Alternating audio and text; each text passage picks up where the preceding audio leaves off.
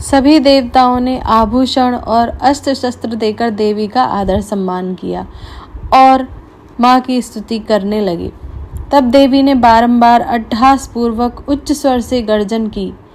उनके भयंकर नाद से संपूर्ण आकाश गूंज उठा। देवी का यह उच्च स्वर से किया हुआ सिंहनाद कहीं समा न सका। आकाश उनके सामने लघु सा प्रतीत होने लगा। उससे बड़ी जोर की प्रतिध्वनि हुई, जिससे संपूर्ण विश्व में हलचल मच गई और समुद्र कांप उठे। पृथ्वी डोलने लगी और समस्त पर्वत हिलने लगे। उस समय देवताओं ने अत्यंत प्रसन्नता के साथ सिंहवाहिनी भवानी से कहा, देवी आपकी जय हो। साथ ही महर्षियों ने भक्तिभाव से विनम्र होकर उनका स्तवन किया। उनकी आभा तीनों लोकों को प्रकाशित कर रही थी।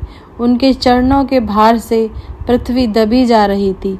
माथे के मुकुट से आकाश में रेखा सी खिंच रही थी तथा वे अपने धनुष की टंकार से सातों पातालों को क्षुब्ध किए देती थी।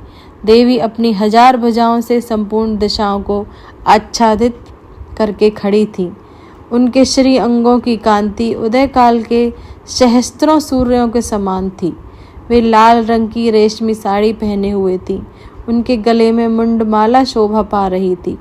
वे अपने कर कमलों में जपमालिका, विद्या और अभय तथा वर नामक मुद्राएं धारण किए हुए थी।